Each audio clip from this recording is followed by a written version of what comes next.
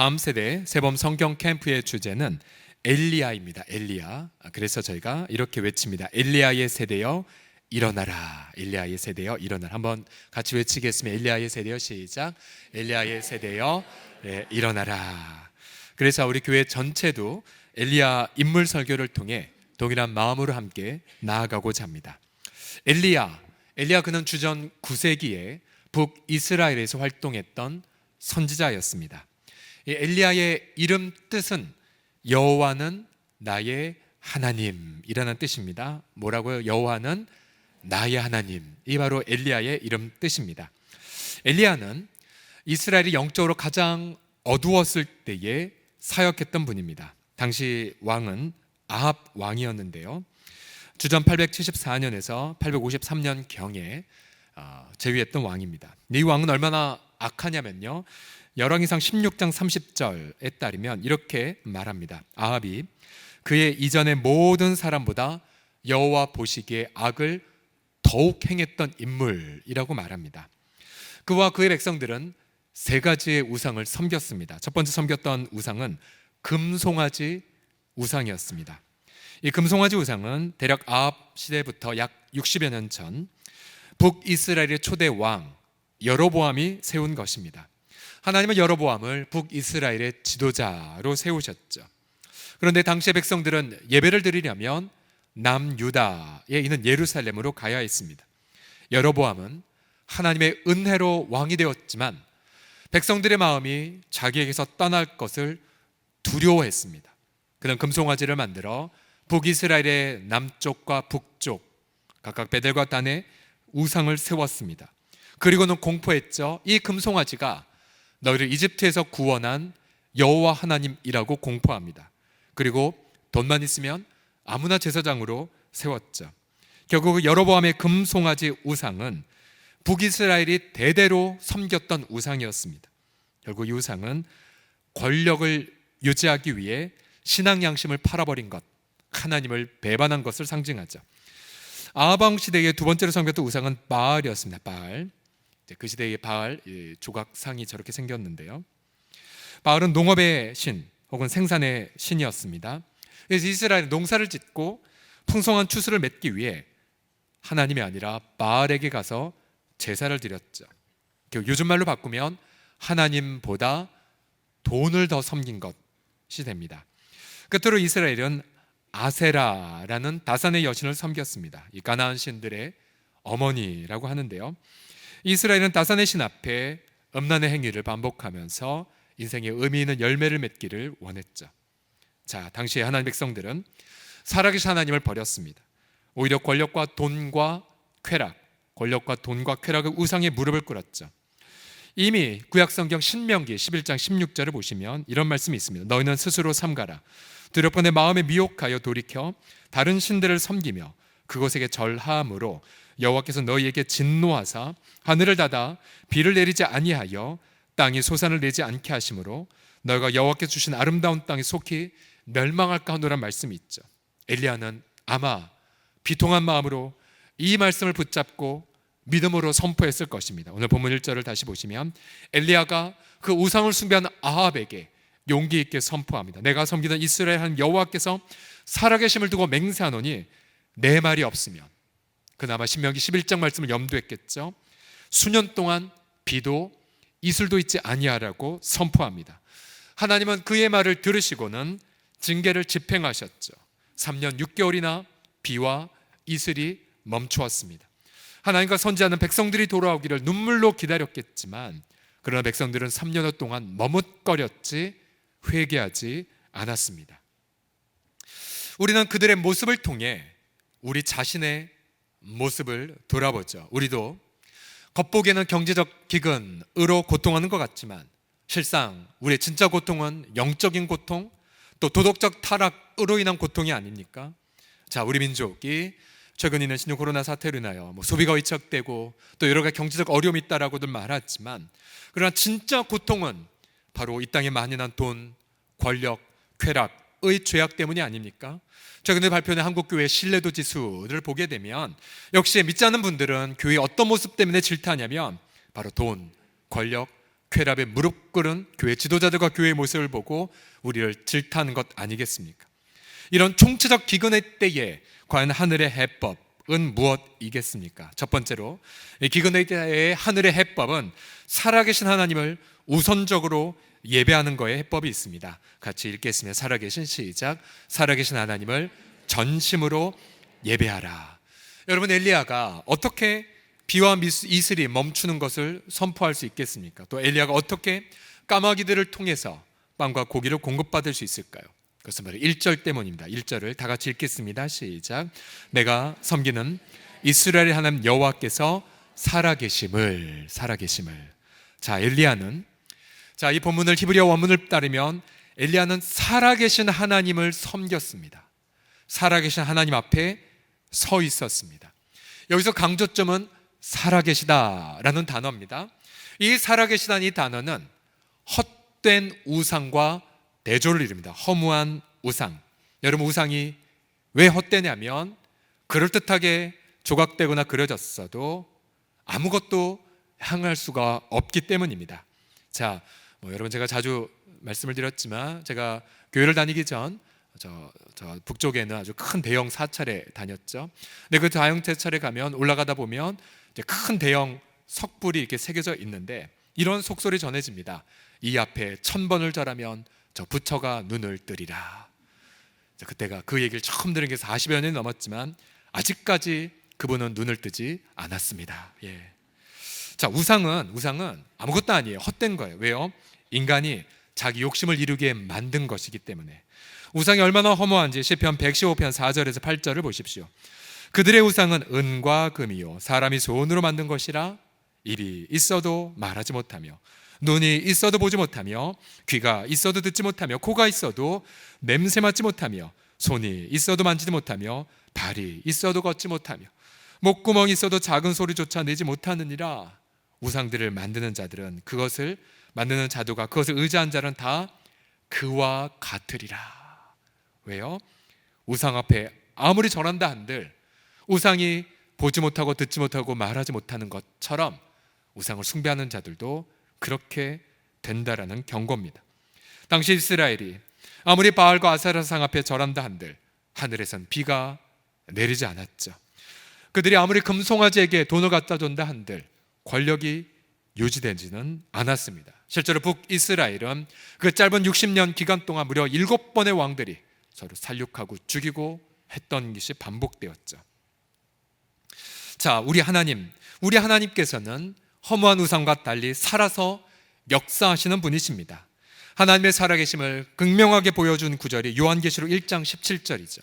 바로 부활 승천하신 그리스도께서 이렇게 외치셨습니다. 같이 읽겠습니다. 시작.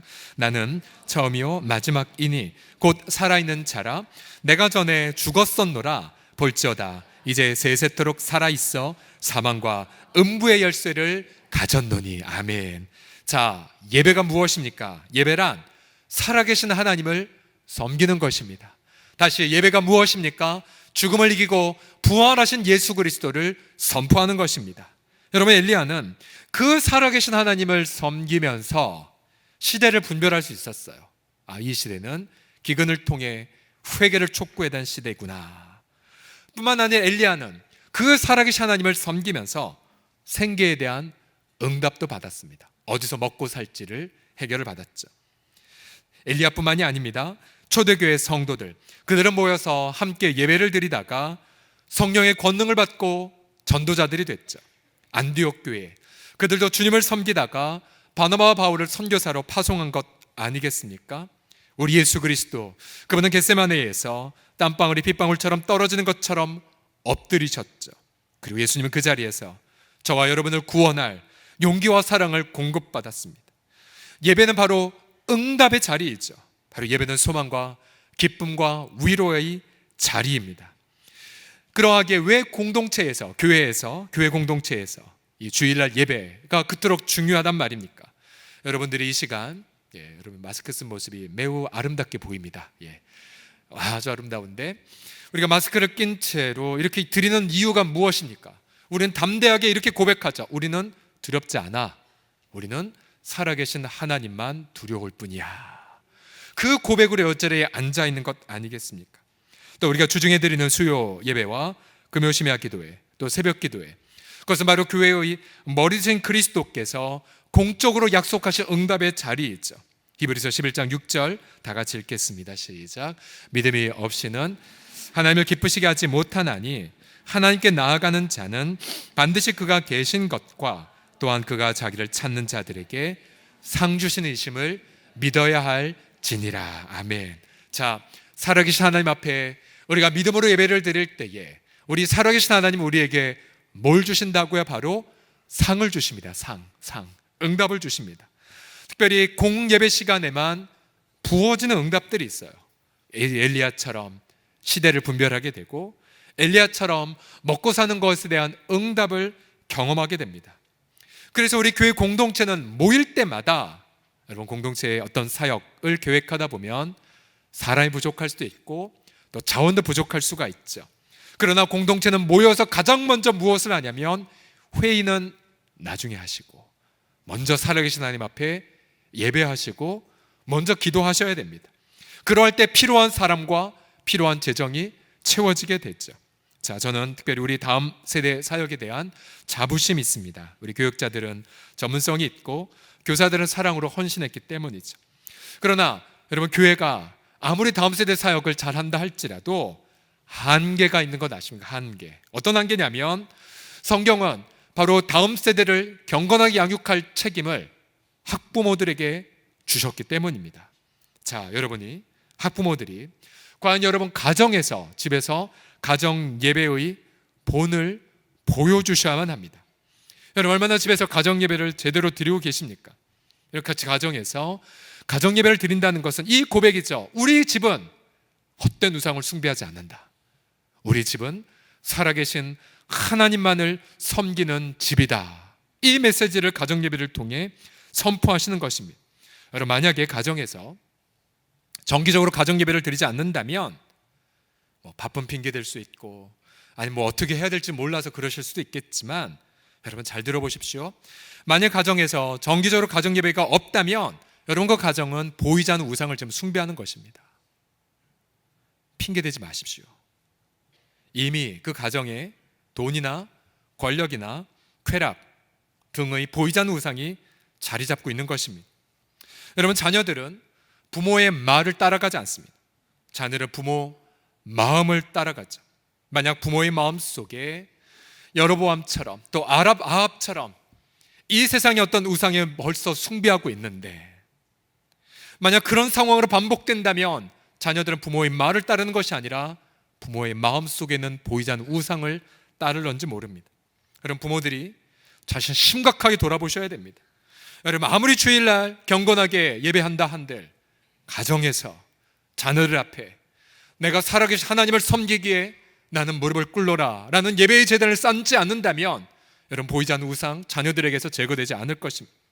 그러나 비록 우리 가정 안에 나 홀로밖에 예배를 드릴 수 없다 할지라도 여러분 엘리야 혼자서 시작했잖아요. 혼자서 내가 섬기는 살아계신 하나님 그 살아계신 하나님을 섬기면서 여러분 앞에 홀로 있다 할지라도 가정 예배를 드려보십시오. 아직은 나 혼자지만 배우자가 동참하지 않고 장성한 자녀들 동참하지 않는다 할지라도 엘리야처럼 내가 살아계신 하나님을 이 가정에서 섬기노라. 우리 가정 안에는 돈과 권력과 쾌락이 아니라 우리 가정의 주인은 바로 죽음을 이기고 부활하신 우리 주 예수 그리스도이심을 선포하노라. 믿으십니까? 그렇게 하나님을 섬겨보십시오. 요한일서 5장 21절의 말씀을 보십시오. 자녀들아 너희 자신을 지켜 우상에게서 멀리하라고요. 우상에서 멀리하라고.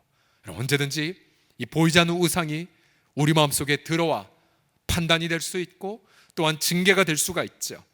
반대로 가정과 교회에서 살아계신 하나님만을 예배드리시게 될 때에 여러분들은 일상의 삶에서 하나님의 살아계심을 증거하는 전도자의 삶을 살아가게 될 것입니다.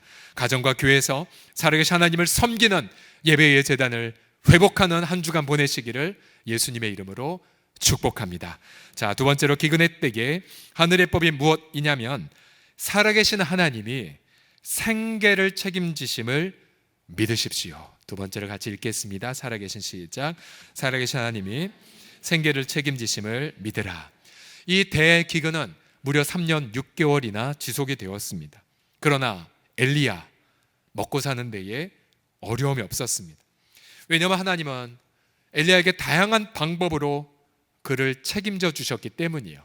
오늘 본문에 보게 되면 세 가지의 방법을 하나님은 사용하셨습니다. 제일 첫 번째, 하나님은 당장 눈에 보이는 자연적인 방법으로 그를 책임져 주셨어요. 3절과 4절을 보시면 같이 읽겠습니다. 시작. 너는 여기서 떠나 동쪽으로 가서 요단 앞 그릿 시냇가에 숨고 그 시냇물을 마시라. 자, 여기서 말한 그릿 시내는 요단강 동편에 갈릴리 호수와 사해바다 한가운데쯤에 동쪽에 있는데요. 지금 현대에는 와디 엘 야비스로 추정됩니다. 와디 엘 야비스. 와디라 하면 비가 내려야 흐르는 개천, 건개는 말라버리는 것을 뜻합니다. 와디 엘 야비스. 하나님이 눈에 보이는 곳을 가르쳐 주시면서 머물 곳, 당장 앞에 수배령이 떨어졌기 때문에 숨을 곳이 필요했고 마실 물이 필요했죠. 당장 눈에 보이는 와디 엘 야비스로 엘리야를 인도하셨습니다. 그러나 두 번째 방법, 하나님은 초자연적인 방법으로도 그의 생계를 책임져 주셨어요. 4절 하반절과 6절을 보시면 내가 까마귀들에게 명령하여 거기서 너를 먹이게 하리라. 까마귀들이 아침에도 떡과 고기를 저녁에도 떡과 고기를 가져왔고 그가 시냇물을 마셨으나. 여러분, 최초의 새벽 배송자가 나오죠. 바로 까마귀. 낮과 아침으로, 밤과 아침으로 떡과 고기를 가져왔습니다. 여기서 중요한 단어가 무엇이냐면 너를 먹이게 하리라 라는 표현이에요. 먹이게 하다, 먹이게 하다. 자, 이 똑같은 단어가 조금 있다 보면 과부에게도 사용이 되었는데요. 하나님은 만물의 주인이시지요. 그래서 그가 친히 공급할 통로를 하나님을 결정하십니다. 눈에 보이는 평범한 방법일 수도 있고 반대로 전혀 내가 상상하지 못했던 방법을 하나님이 사용하실 수 있습니다. 자, 우리에게는 까마귀가 내 생계를 책임지는 것 기적이죠. 그러나 여러분, 입장 바꿔 생각해 보십시오. 하나님 편에는 까마귀, 그건 하나님께는 상식입니다. 하나님이 명령만 하면 듣는 거거든요. 오늘날에도 우리도 이런 초자연적인 공급하심을 경험합니다. 사실 이 소비가 위축되는 이 기간다운에 몇몇 성도들 가게가 걱정돼서 좀 전화도 하고 아무도 여쭤봤지만 어제 제가 확인한 성도들 한결같이 이 고백하더라고요. 목사님, 정신이 하나도 없었어요. 아니 왜요? 손님 많아서요. 또 한 가게는 목사님, 지난 주중에는 참 없었는데 오늘 아기들과 함께 많은 손님들이 와서 너무 감사하다고. 제대로 전화를 제가 할 수가 없었어요. 여러분, 이렇게 하나님께서는 까마귀들을 보내주십니다. 자, 망할 것 같은데 망하지 않아요. 부족할 것 같은데 넘치도록 채워지죠. 놀라운 지혜와 통찰력이 부어지고 무엇보다 담대함과 사랑이 채워집니다. 그래서 여러분, 신앙생활이 재미있는 거예요. 재미있는 거예요. 여러분의 한 주간 동안은 우리 공동기도 제목 첫 번째에 신실하신 하나님 앞에서 감사와 기도와 또 그런 기쁨을 선택하라고 기도하는 제목이 있지요. 여러분, 이렇게 한 주간 표정을 관리하십시오. 일단 마스크는 써서 그가 웃고 있는지 울고 있는지 모르지만 눈매만은 감사의 미소, 기쁨의 눈빛, 그리고 기도의 간절함을 눈빛으로 그렇게 보여주십시오. 마지막 방법이 있어요. 하나님의 자연적 방법, 초자연적 방법을 선택하실 뿐만 아니라 또 한 가지는요, 전혀 가망이 없는 곳, 전혀 가망성 없는 방법을 통해서 우리를 공급해 주십니다. 9절을 보시면 먹이다라는 명령이 또 나오는데요. 9절을 다 같이 읽어보겠습니다. 시작. 너는 일어나 시돈에 속한 사르밧으로 가서 거기 머물라. 내가 그것 과부에게 명령하여 내게 음식을 주게 하였느니라. 앞서 까마귀에게 먹이게 했다, 여기선 주게 했다. 같은 단어입니다. 하나님은 엘리야에게 머물 곳과 먹을 것 통로를 누구를 사용하셨냐면 돈 많은 부자가 아니라 가난한 과부를 선택하셨어요. 가난한 과부. 자, 이 가난한 과부가 얼마나 가난했냐면 12절을 보시면요, 과부가 이렇게 한탄합니다. 저는 떡이 없고 다만 통에 가루 한 움큼, 그러니까 병에 기름 조금뿐이라 제가 나뭇가지 둘을 주워다가 나와 내 아들을 위하여 음식을 만들어 먹고 그 후에는 죽을 겁니다. 과부는 절대 기근으로 고통하고 있었습니다. 죽음이 바로 목전에 있었죠. 내일 소망이 전혀 없었어요. 그러나 하나님은 엘리야를 통하여 무엇이라고 말씀하셨습니까? 14절 보십시오. 나 여호와가 비를 지면에 내리는 날까지 최소 3년이죠. 그 통의 가루가 떨어지지 아니하고 그 병의 기름이 없어지지 아니하리라. 결국 순종한 이 과부는 결국은 엘리야, 이스라엘 전체를 하나님께로 회개한 위대한 선자를 먹여 살리는 통로가 되었습니다. 여러분 보세요. 그 당시 수많은 이스라엘 백성들 가운데에 부자도 있었겠고 괜찮은 명문 가문도 있었을 테고, 그런 하나님은 그들을 사용하지 않으셨어요. 내일이면 죽을지도 모르를 절대기근의 과부 가정을 사용하셨습니다. 왜 그러셨을까요? 왜? 그것은 하나님의 이 마음 때문입니다. 야고보서 2장 5절을 보시면 다 같이 읽어보겠습니다. 시작. 내 사랑하는 형제들아 들을지어다 하나님의 세상에서 가난한 자들을 택하사 믿음에 부요하게 하시고. 왜요? 왜 그렇게 하나님이 가난한 자를 선택하셨어요? 바로 하나님의 부요하심을 보여주기 위해서입니다. 하나님의 부요하심을. 제가 신학교 다닐 때에 어쩜 그렇게 신학생들 다 흑수저 출신인지, 당장 식권이 없어서 금식기도 하는 친구들, 그러다가 어떻게 기가 막히게 까마귀들이 와서 식권으로 밥을 먹기도 하고. 왜요? 하나님의 부요하심을 나타내기 위해서입니다. 여러분, 그 당시에 바알과 아세라를 믿었던 아합 왕은 공급의 통로가 아니었습니다. 여러분, 권력 있는 자가 내 생계를 책임지지 못합니다. 여러분, 직장 상사가 나를 책임지는 것이 아니에요. 혹시 여러분의 어떤 공급주나 아니면 여러분과 계약 관계 있는 자들이 여러분의 신앙 양심 포기하라고 말하면 여러분을 위협하는 분들 있습니까? 전혀 그 두려움의 위협의 협박에 무릎 꿇지 마십시오. 여러분의 공급주는 절대적으로 살아계신 하나님 한 분뿐이기 때문입니다. 이런 말이 있죠. 내일은 내일의 하나님께 맡겨라라고요. 내일 혹시 죽을 줄 모릅니까? 내가 퇴직 이후에 막막하십니까? 아니요. 그 후는 그때 하나님께 맡기십시오. 오늘 내게 일용할 양식이 있다면 바로 그 양식이 당장 눈에 보이는 그리 시냇가에서, 아니면 전혀 상상하지 못했던 까마귀를 통해, 아니 절대 기근에 있는 누군가를 통해라도 우리는 반드시 당신의 자녀들을 먹여 살리게 하실 줄을 믿습니다. 그래서 우리는 감사할 수밖에 없어요. 며칠 전에 우리 공동체 한 지체가 제게 이런 응답받는 이야기를 들려주셨어요. 그분이 이제 선교 사역을 위해 기도하면서 하나님 앞에 기도했어요. 하나님, 사람이 부족하고 재정도 부족하고 이것도 주시고 저것도 주시고 하나님 저것도 채워주세요.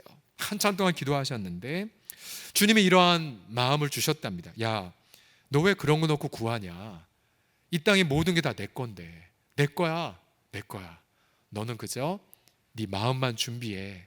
하나님은 거룩한 걸 돼지와 개에게 주지 않거든. 네 마음만 깨끗하게 해. 내가 다 줄 거야 라는 음성을 들었대요.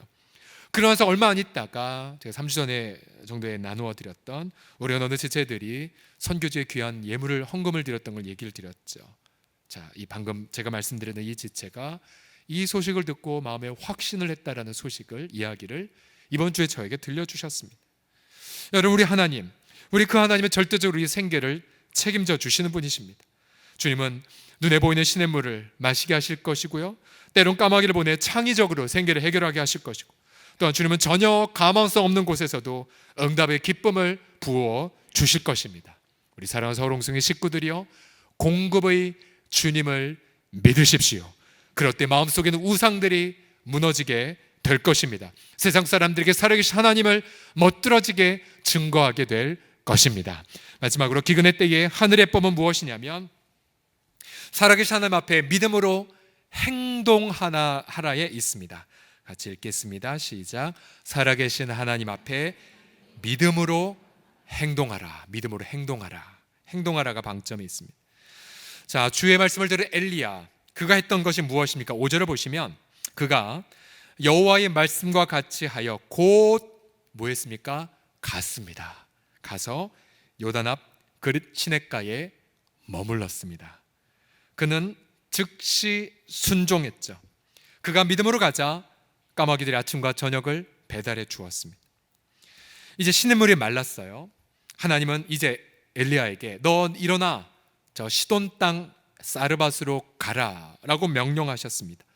지금 엘리야가 머문 그릿 시냇가에서 저 위에 사르밧까지 직선거리 약 130km가량 됩니다.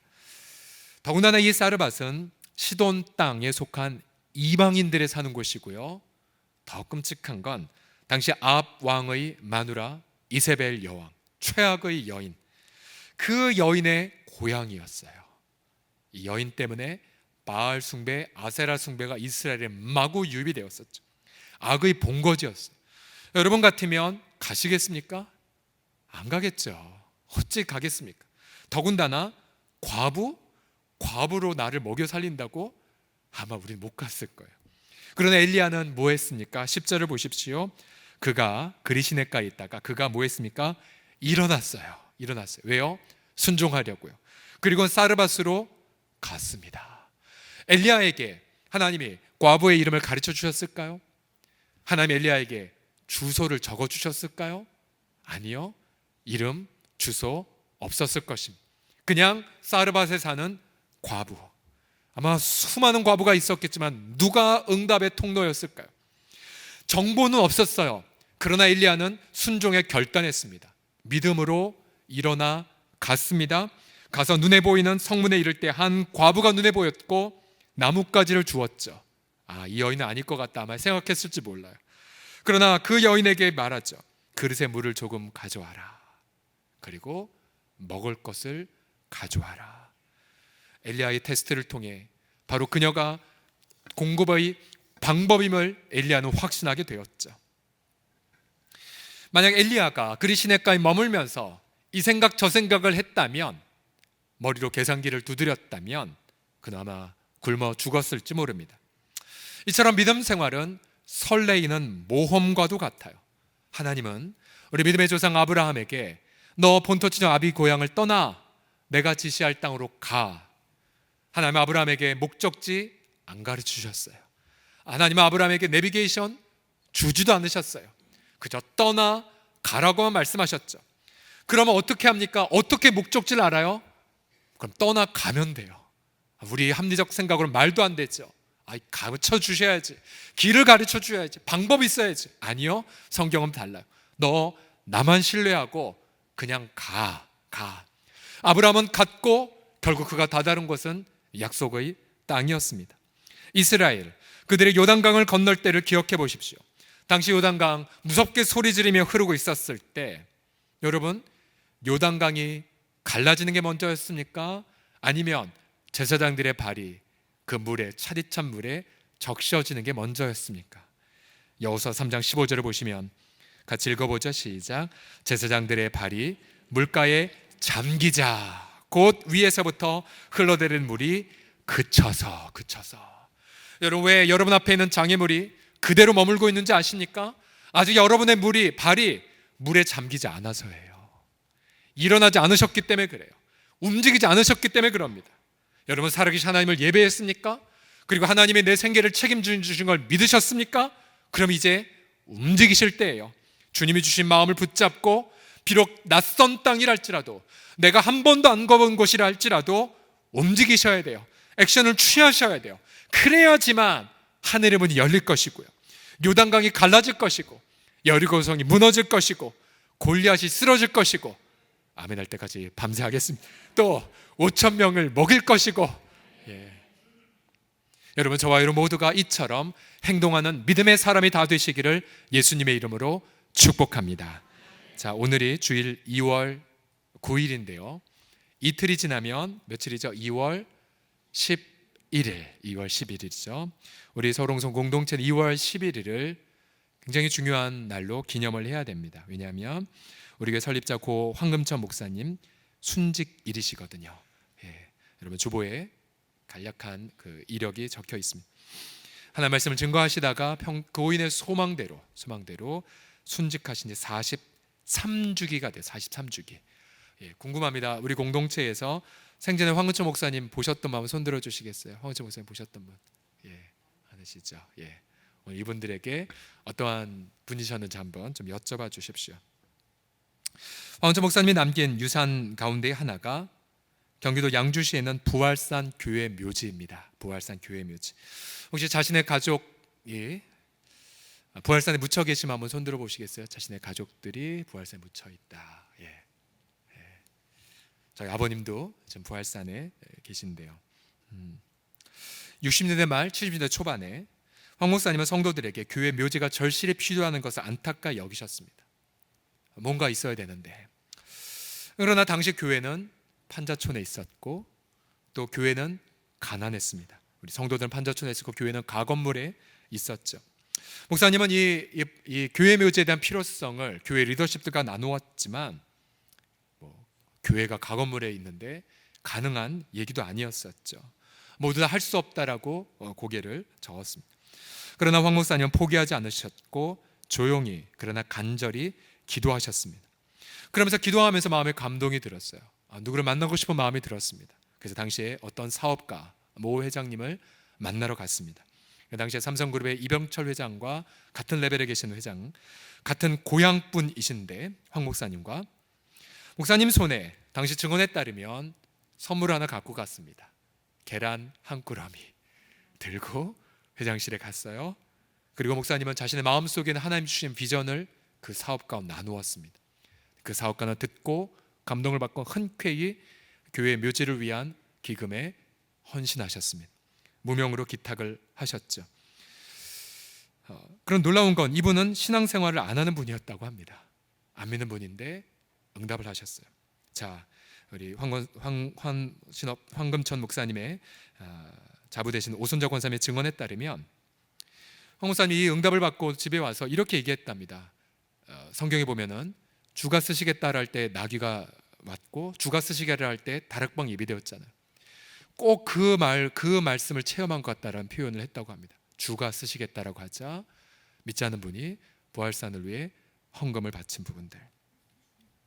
여러분, 스토리는 이것으로 끝나지 않습니다. 자, 여러분, 역사의 주권자가 하나님의 있음을 아는 하나의 특별한 스토리가 있는데요. 그게 뭐냐면 당시에 그 유명한 차지철 국회의원, 경호실장 하기 전이었다고 합니다.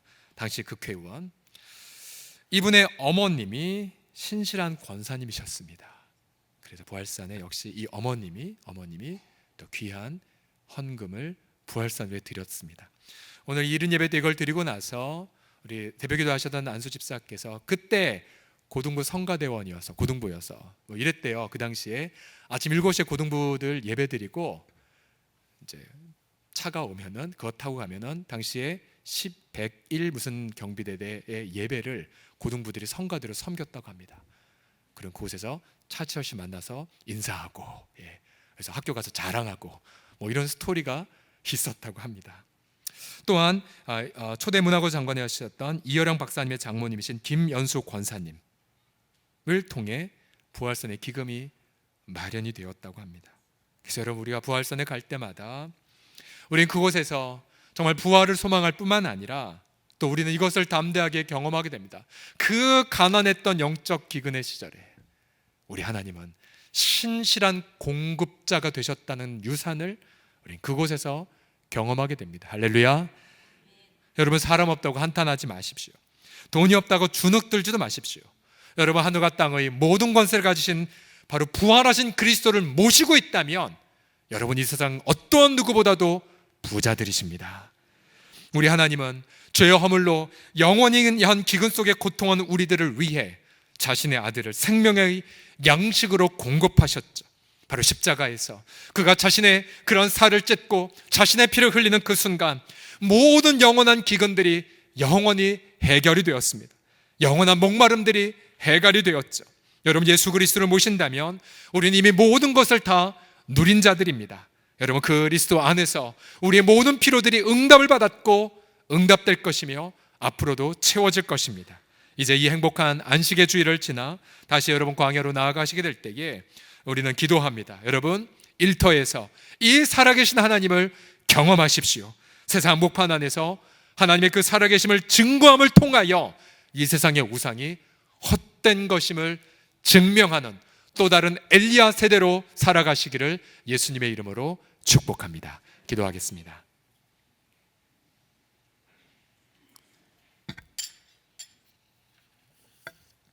합심하여 동성으로 기도할 때에 하나님, 우리는 살아계신 하나님을 섬기나이다. 모든 보이지 않는 우상들을 제거하리이다. 그 하나님의 그리스도 예수 안에서 우리의 모든 일상을 책임져 주실 줄을 믿나이다. 먹을 것, 마실 것, 살 곳까지 내일의 염려는 내일의 하나님께 맡겨드리고, 오늘 나는 엘리야처럼 신실한 하나님 앞에 감사와 기쁨으로 나아가겠나이다. 우리 함께 주여 한번 부르고 동성으로 기도하겠습니다. 주여, 아버지 하나님이여, 감사와